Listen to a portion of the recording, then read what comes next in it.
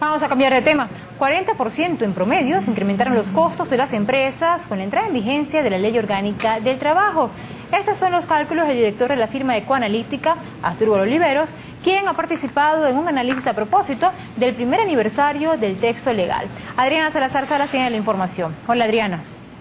Hola Jessica, buenas tardes, amigos de Noticias Globovisión Economía.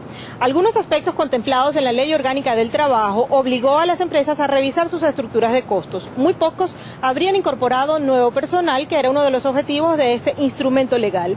Para ajustarse a la reducción de la jornada laboral, algunas habrían eliminado turnos. Escuchemos a los analistas que participaron en este evento organizado por Benamcham.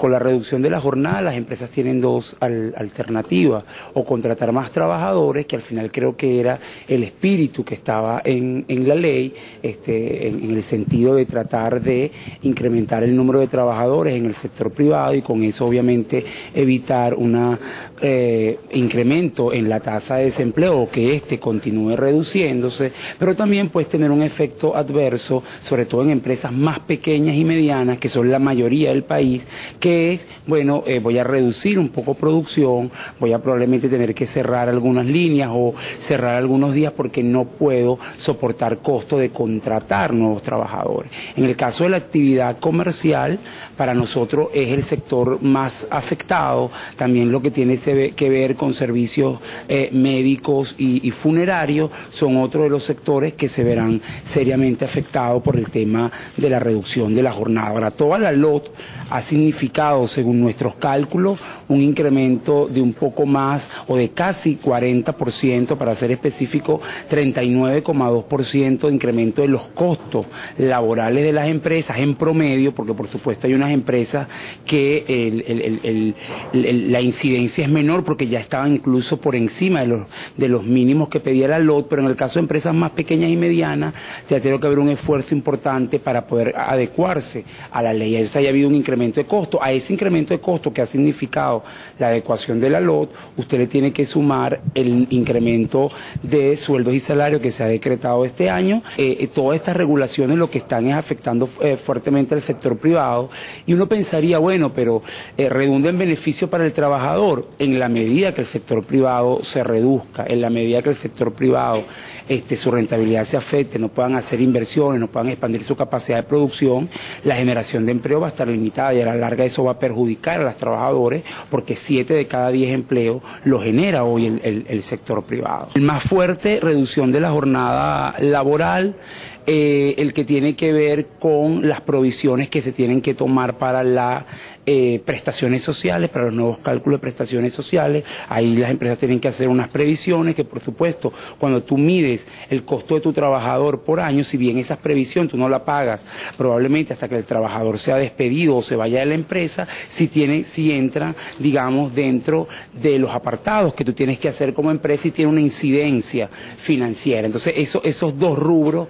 son de los más destacados en materia de costo. También en el caso de la tercerización, si bien se ha dado plazo para la eliminación de la tercerización y es un poco más que la reducción de la jornada, algunas empresas también ya han comenzado a absorber trabajadores tercerizados, y al absorberlo obviamente hay incidencia en sus estructuras de costos. El problema venezolano es que te aumentan los costos y los costos no pueden ser trasladados a los precios.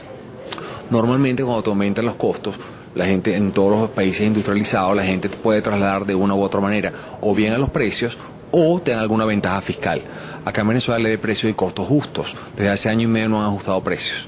Y es un problema complejo, porque obviamente le añades el problema de la devaluación y cómo eso lo absorbe la economía, y al no poderse trasladar a los precios, yo me imagino que el Estado deberá establecer algunos mecanismos de compensación al respecto, que no sean necesariamente el traslado al precio, pero a lo mejor ventajas fiscales. Y yo supongo o me imagino que un gobierno eficiente debería estar trabajando en eso. ¿Qué podrían ser esas ventajas? Mira, por ejemplo, una exención fiscal, por ejemplo, una deducibilidad de nuevo ingreso que tengas que hacer. Y te pongo algún ejemplo.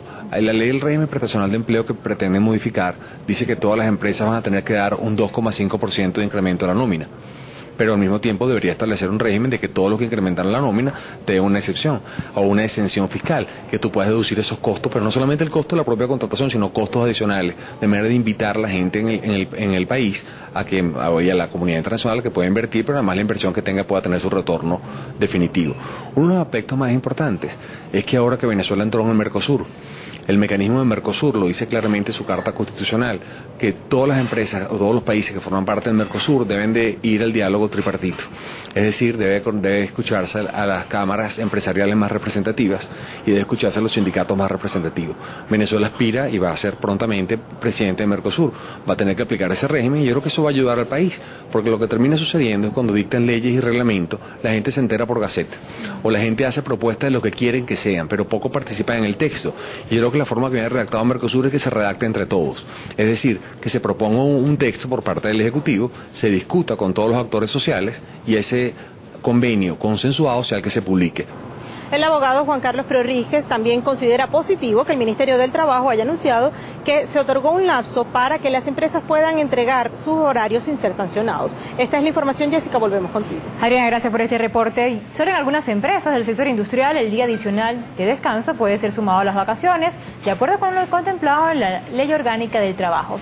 Esta es una de las precisiones que hizo el abogado Alejandro de Silvestro a propósito de la entrada en vigencia de la reducción de la jornada laboral.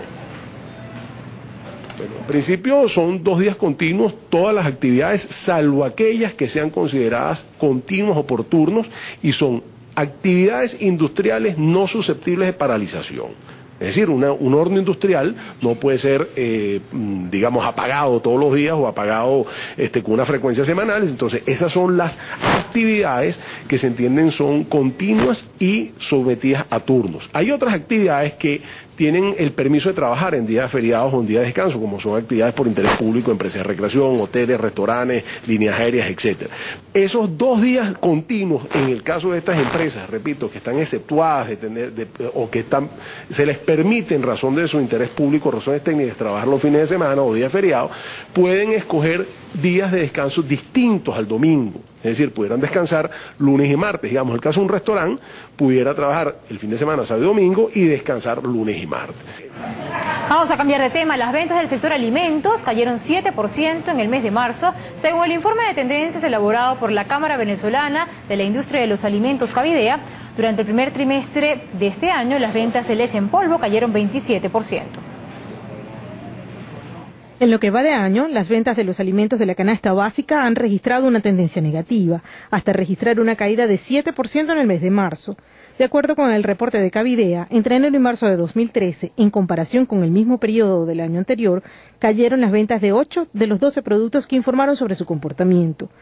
La leche en polvo cayó 27%, la leche pasteurizada 23,11%, la harina de trigo 17,79%, la margarina 14,73%, los aceites 6,45%, la sardina 2,79%. Mientras que la avena, el atún, la pasta, la mayonesa cerraron el trimestre con alzas en sus ventas. En un año, entre marzo de 2013 y marzo de 2012, 9 productos registraron un comportamiento negativo. La mayor caída en las ventas fue la de margarina, con 25,30%, mientras que las ventas de la leche pasteurizada cayeron más de 23%, los aceites 22,61%, la harina de trigo 22,44%, la leche en polvo 19,9%, la harina de maíz casi 16%, las pastas 8%, las sardinas 6,63%, el arroz 1,37% y la mayonesa 0,19%. Solo la avena y el atún aumentaron sus ventas.